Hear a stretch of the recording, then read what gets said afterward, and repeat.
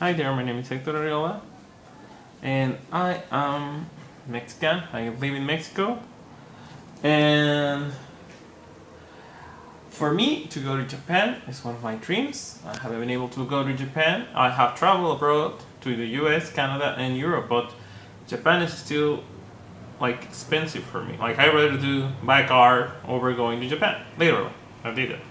But today, so therefore, I depend on many other people who live there to know more about Japan. So I watch NHK World, I listen to NHK Radio, I listen to podcasts about Japan.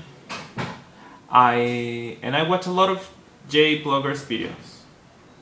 To tell you a few names, Give Me a Flickerman, Rachel and June, Tokyo Food Time. Used to watch. What's this guy? Tokyo. Kevin Kun. Tokyo Kun, I think his channel was called. And others.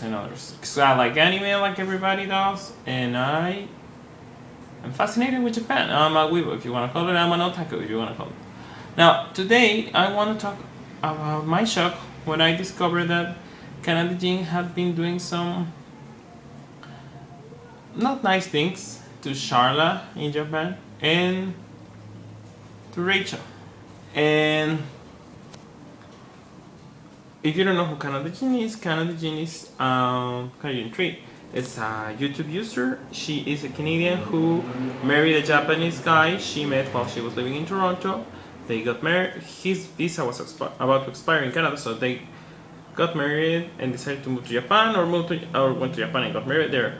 And they both lived together for a while. And she, at the same time, she was doing these YouTube videos, and I found her, and I was very happy because since I'm an English teacher here in Mexico, I killed two birds with one rock by learning about Japan and hearing their English.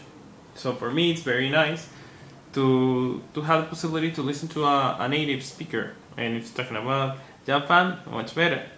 Now the thing here is that her videos have been little short capsules, interesting, but always like her own perspective. I never thought she analyzed.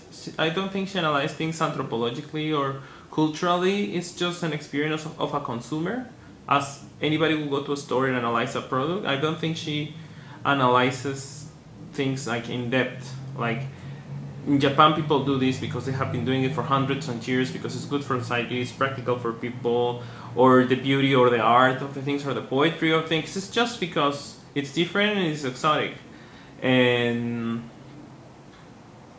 But I still like her channel.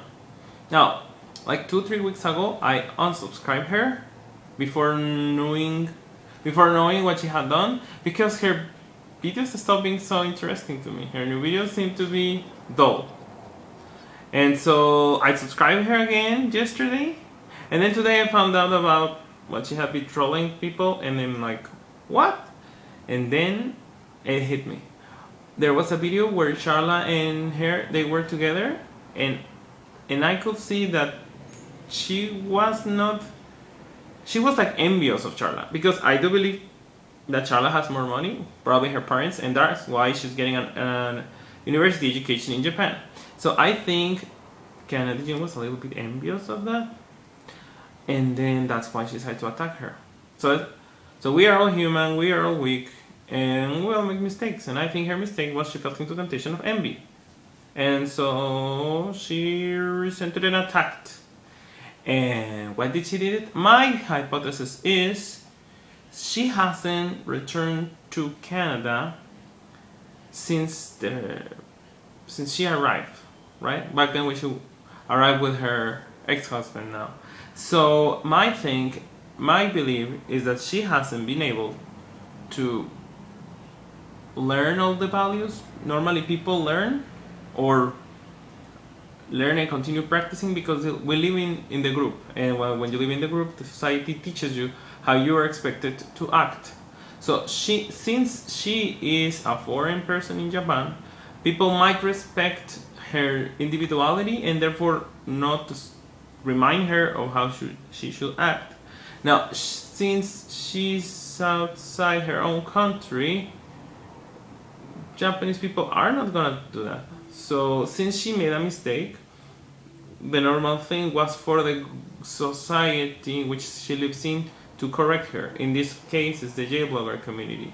So I don't think she has to remove her channel. I just think she has to go back to Canada, frankly, because she needs to learn how to act with other Canadians. I think maybe she has been spending so much time with Japanese, and the Japanese people haven't been able to understand her. And although the J-blogger community has been very supporting to her, I don't think it's enough. I think she really needs a safe network of people who understand her. Not that the J-blogger community weren't, but I don't think it's enough for her. Like, she needs more support. I think she misses home. And like, because she has the chance to live in Japan, she doesn't want to waste it by going back, or maybe it's too expensive, but I think she could work it out and go on a holiday or something. I think she really needs to blend into the group again. Most J-bloggers have a college education and come and go to their home countries, and I think that nurtures in them the surprise of Japan. So when they make videos, they make them more fascinating because it's so different from their own home countries. And in the case of kanadajin, I do think that she has lost that. She has lost that fascination for Japan, and it's just making a video because she has to, and therefore it's not interesting, and therefore she doesn't get more subscribers, and so she's envious with other people who get more subscribers. But of course, people will subscribe to other people because they show Japan in a interesting, exotic way. So I do think she needs to take a break on Japan. So she could make Michaela make videos about Canada, and then when you return to Japan, continue making videos about Japan, and still finding fascinating, as I believe it is fascinating. Now she has a lot to live there, so I don't think it's difficult for her to make enough money to travel on a short holiday. I mean, if it's expensive, she could go to Guam or Hawaii and take a break from Japan. I think she must be stressed. I mean, we all are. We are bored. We all feel stressed at the time. And she made a mistake. Everybody makes mistakes. She should be forgiven. Why not? If Charlotte doesn't want to forgive her, well, it's up to her. But I do want to have... I still, I think, support Canada, and I hope she can do better. I wish she can do better. She needs more education, and she needs to get her act together, because if you want to be successful in anything you do, you need to prepare yourself, right? So even to be a J-blogger, she needs to prepare herself and to know there are rules and things you can do and things you can't do, and that if you do them, you have to confront the consequences. So I hope you comment on this video, and if you are a J-blogger, please leave a comment so I can subscribe to you. And you have a nice day and enjoy the World Cup. Bye bye.